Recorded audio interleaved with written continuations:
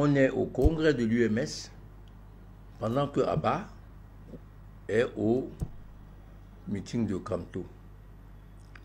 Et on a discuté de l'attitude de Abba, que Sambaka a fustigé, disant que ce n'est pas loyal, qu'il a une telle invitation sans nous prévenir.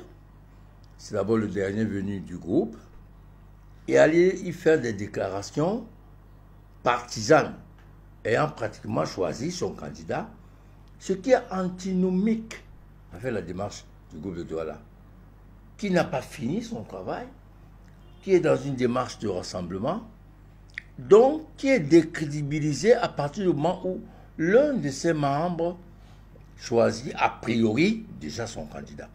On a discuté au congrès de l'UMS. Ça s'est passé samedi après-midi. Dimanche c'est passé.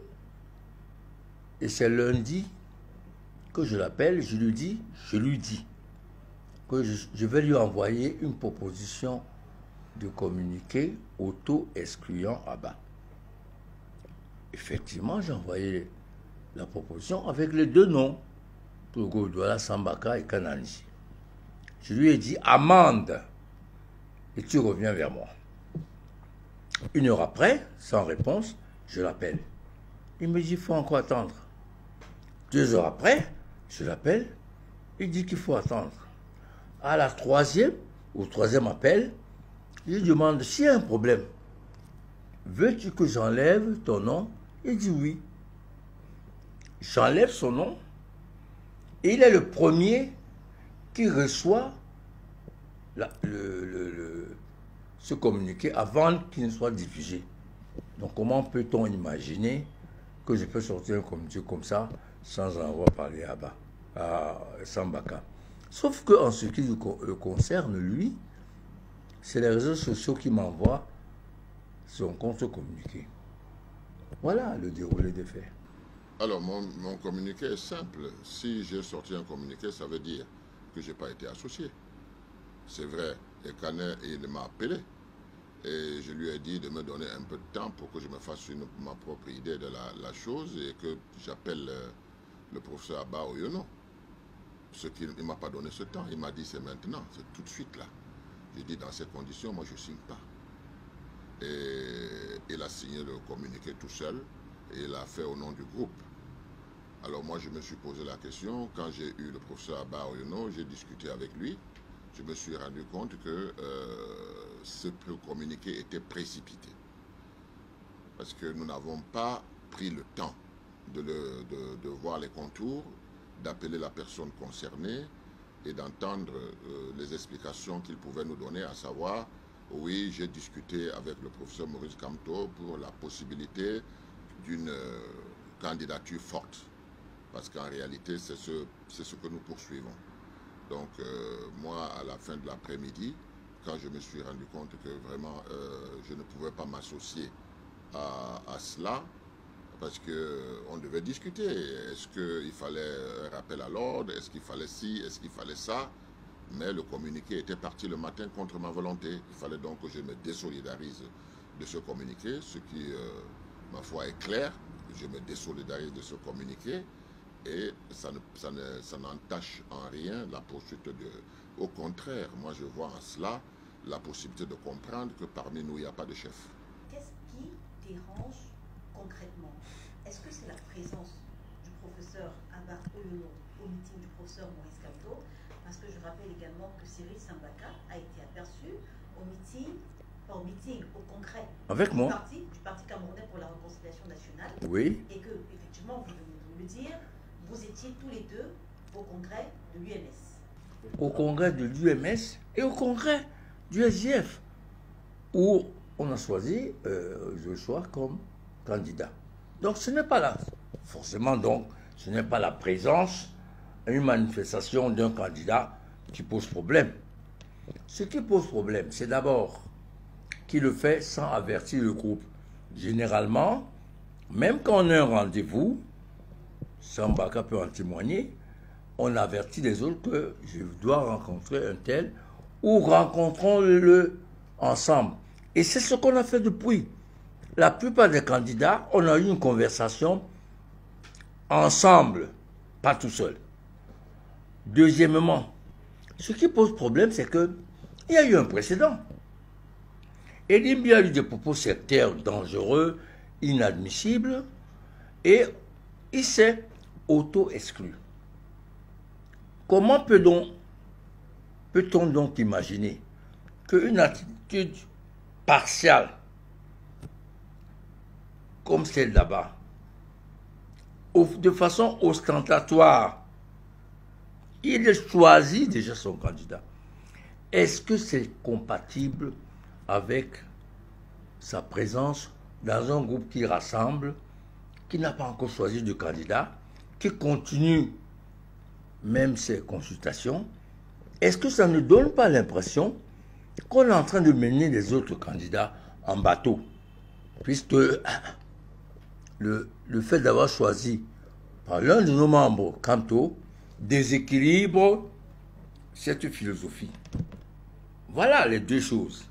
Le précédent de Nimbi et la philosophie du groupe qui empêche, on doit avoir chacun d'entre nous une préférence de candidat, mais qui nous empêche a priori d'afficher tant qu'on n'a pas fini. À quel titre le professeur Abba Oyono était au meeting de Paris? Est-ce qu'il y était en tant qu'homme public, professeur Abba Oyono, ou alors comme membre du groupe de Douala? Est-ce que vous avez été prévenu de son voyage? Cette question me fait sourire, parce que cela suppose qu'on est dans un Ku Klux Klan. Nous avons des objectifs que nous devons poursuivre. Moi, je sors, je m'en vais voir Cabral Libi, je lui dis, ben voilà, on n'est pas encore clair dans cette affaire, qu'est-ce qu'on fait? Abba Oyono peut aller le faire avec Kamto, s'il a des affinités avec lui. Anissé Kane peut aller le faire avec n'importe qui, pourvu que le but soit de rapprocher les gens. Alors, quand vous me posez la question de savoir si il est là pour le groupe de... Non, nous pouvons profiter du fait que nous sommes du groupe de Douala et qu'un des nôtres a été invité par Maurice Kamto pour qu'il se rapproche davantage et qu'il lui soumette, n'est-ce pas, le bon fondé de notre action. Maintenant, si Abba Oyono n'est pas revenu vers nous pour nous dire qu'est-ce qu'ils ont pu faire, vous voyez que ce communiqué était précipité. Je dis était précipité, parce que si on continue à travailler comme ça, notre objectif qu'on poursuit, on va passer à côté. Il y a beaucoup de gens qui viennent pour le groupe de Douala. Vous dites que le communiqué était précipité. Est-ce qu'il y a moyen que vous fassiez un rétropédalage aujourd'hui pour réintégrer le professeur Abba Oyono? Alors si je le dis, ça veut dire que je suis un dictateur. Parce que moi, je ne peux pas prendre des décisions seul quand on est en groupe. Quand on est en groupe, je ne prends pas des décisions seul. On va sur la base des arguments. Et puis on s'entend. C'est nous-mêmes qui devons prouver d'abord le premier consensus avant qu'on ne demande aux leaders qui sont candidats d'avoir un consensus entre eux. Donc c'est un dialogue qu'il faut engager. Alors, est-ce que vous avez échangé avec le professeur Abba Oyono depuis sa présence au meeting de Paris? Et est-ce que vous avez échangé avec M. Sambaka depuis son contre-communiqué? Moi, je n'ai pas eu Abba. C'est lui qui devait s'expliquer. C'est lui qui devait nous expliquer pourquoi il a fait cette démarche. Bon, ça m'a dit qu'il a eu au téléphone. C'est quand même embêtant que ça reste seulement entre Sam et lui, cette conversation ou ces explications. Et c'est lui qui a traduit les explications d'Abba, disant qu'il est le mieux passé pour parler à Kamto. Ça m'étonnerait beaucoup. Et pourquoi ça vous étonnerait? Pourquoi? Parce que, tel que moi je l'ai connu, ce qu'il disait du professeur Kamto n'était pas très reluisant avant.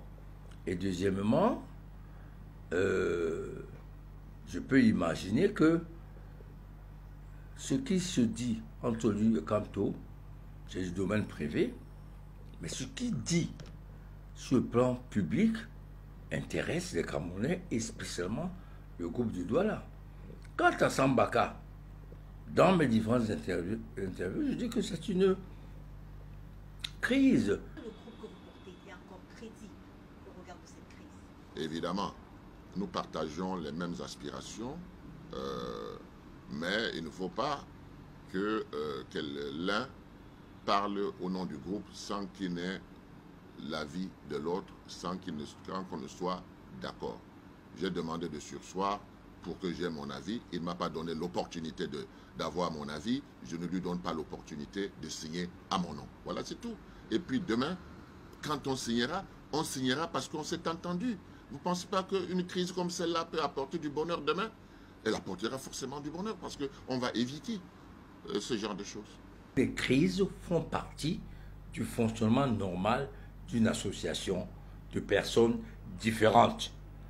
Mbaka et moi, on est dans des partis différents. On a politiquement des positions similaires, mais idéologiquement, ce n'est pas le cas. Donc forcément, la friction de ces différences peut donner des crises. Le problème, c'est comme la vie. La vie est faite d'obstacles, de crises, de résolution de crises, de façon permanente, de façon récurrente. Mais c'est ça la vie. C'est aussi la vie d'un regroupement comme le groupe du Douala, qui doit gérer ces crises, les obstacles. Et les crises font partie des obstacles que peuvent rencontrer ce genre de démarche.